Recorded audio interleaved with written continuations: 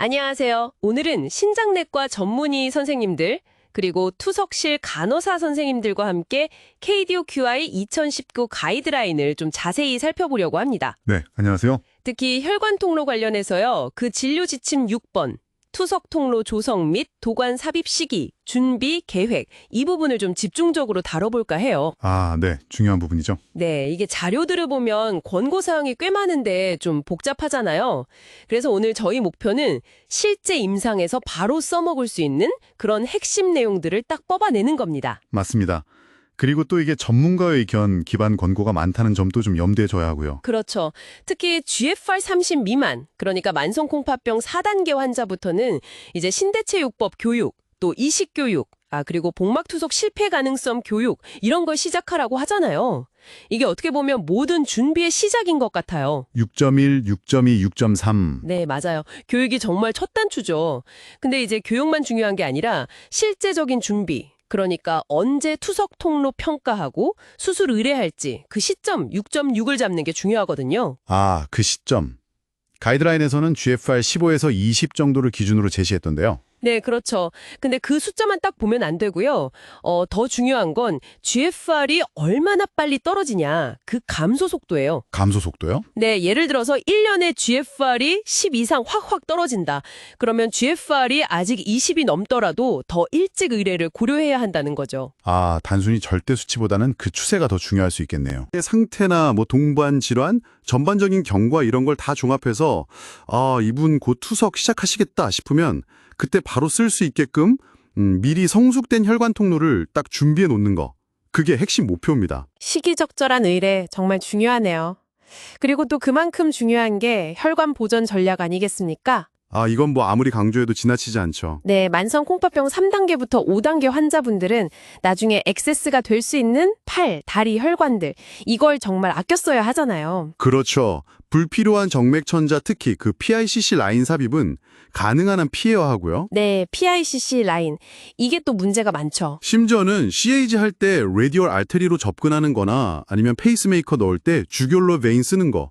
이런 시술 결정할 때도 나중에 혈관 총로 만들 때 영향 줄 수 있으니까 고려해야 한다고 명시되어 있어요.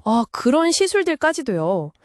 PICC 라인 위험성은 그럼 구체적으로 어떤 게 있을까요? 이게 USRDS 데이터나 맥길 연구 같은 걸 보면요. PICC 삽입 후에 트롬보시스, 혈전이죠. 아니면 센트럴 베인 스테노시스, 중심정맥 협착 위험이 생각보다 훨씬 높아요. 생각보다 훨씬요. 네, 이런 합병증이 생기면 나중에 AVF나 AVG 만들 때 선택지가 확 줄어들고 결국에는 환자 예후에도 직접 영향을 미치거든요. 정말 심각하네요. 그래서 PICC는 정말 다른 대안이 없을 때 최후의 수단으로만 생각해야 하고요. 가능하다면 femoral vein 접근이라든지 아니면 좀 작은 직경의 IJ 도관 사용 같은 걸 먼저 고려하는 게 좋습니다.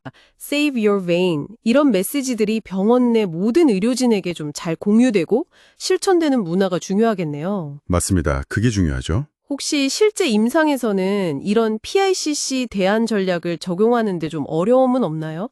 물론 있죠. 현실적으로 다른 과랑 협의해야 하는 부분도 있고 시술 가능 여부도 따져봐야 하고 고려할 게 많죠. 그래서 좀 시스템적인 접근이 필요하다고 봅니다. 시스템적인 접근요? 그런 맥락에서 가이드라인이 또 다학제 팀 접근, 6.1, 6.2의 중요성을 강조하는 것 같아요? 네, 맞아요.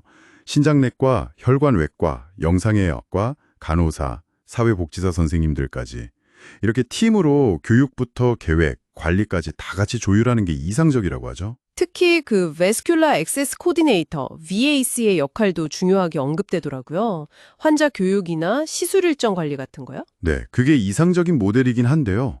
근데 여기서 좀 재미있는 점은 이 다학제 팀 접근이 실제로 AVF 사용률을 높인다거나 CVC 사용률을 낮춘다거나 하는 그런 구체적인 임상 결과 개선으로 이어진다는 명확한 근거는 아직 좀 부족하다라고 가이드라인 스스로도 인정하고 있어요.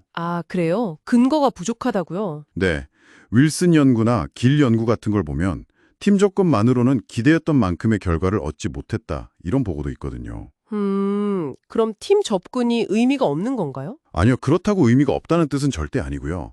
환자 개개인의 상황에 맞는 장기적인 치료 계획, 이른바 ESKD 라이프 플랜 이런 걸 세우고 여러 부서 간의 협력을 좀 원활하게 조정하는 데 있어서는 다학제 팀이 분명히 중요한 역할을 할 수 있죠.